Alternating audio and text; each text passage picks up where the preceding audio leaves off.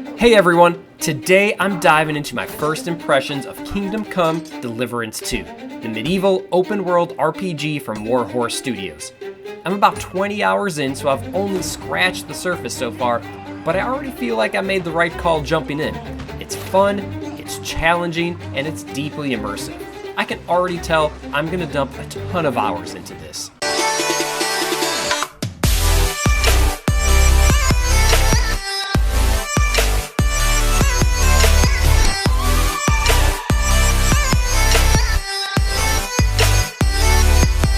So what have I liked so far?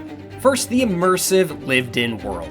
I love just how alive the world feels. Right, there is meticulous historical detail and a vast amount of content in this game. As I walk around the villages, the forests, and the towns, they all feel authentic. You can tell Warhorse really leaned into the realism. It's not a fantasy medieval world, it's grounded. I also love the meaningful systems and choices. There is real weight behind your decisions. Reputation matters. NPCs respond differently depending on who you are, and you can't just brute force your way through everything. The combat is nuanced. It's not a bunch of button mashing as you mash your way and slash your way through the game.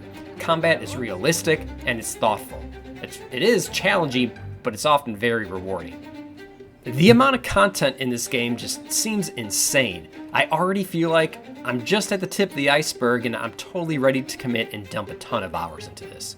The other thing that I love is the post-launch support that Warhorse Studios has given this game. They haven't left the game alone after launching. There have been substantial patches that have brought over 1,000 improvements to the game, including balance changes, NPC behavior tweaks, and more.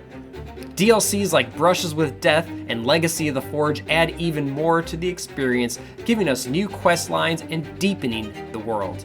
As I've mentioned, I love the game so far, but not everybody has. So what are some areas that reviewers and players have found to be challenging or found to be frustrating? Well, the first is the difficulty of the game and the unforgiving mechanics. Well, many, like myself, have praised the realism. Some players note that the difficulty spikes can be brutal. One user said that they felt weak at times, especially facing well-equipped opponents or multiple opponents at once, and it took them multiple attempts just to survive. This is consistent with what I've experienced. There have been moments where I died way more than I expected. You can really tell that the game isn't gonna hold your hand along the way. Saving and checkpoints has also been a source of frustration for some users. In order to save the game, you need to come to a major point in the storyline, or drink an elixir that you crafted, or find your bed and sleep in it in order to save. Personally, I find this adds tension. If I mess up, I really mess up, and I might have to go back a fair amount of time to my last save. And it could be a barrier for players who want a more relaxed experience, but again, this adds to the realism, and I think is a lot of fun. Pacing also has been a point of frustration for some people.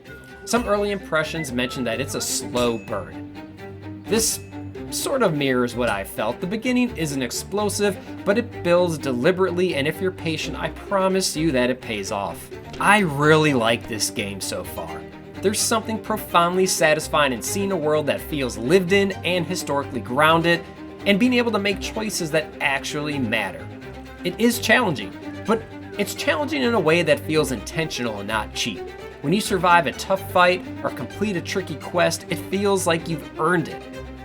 I love that there's long-term potential. I'm not just playing through a 20-hour story. I feel like I could easily invest 100+ hours in this in just one run. The realism and the simulation elements don't overwhelm me. I think they enhance the immersion and they add that much more to the game. I'm also very encouraged by how actively Warhorse is supporting and improving the game post-launch. Okay, time for the verdict. I give Kingdom Come Deliverance 2 9.5 out of 10 stars. And I really think this could be a 10-star game. It could be up for Game of the Year. I think it should be. It might go up to 10 stars the more I play it. As I've mentioned, I'm only 20 hours in, and I am loving it so far. For fans of historical RPGs or realistic open-world games, Kingdom Come Deliverance 2 is absolutely a must-try.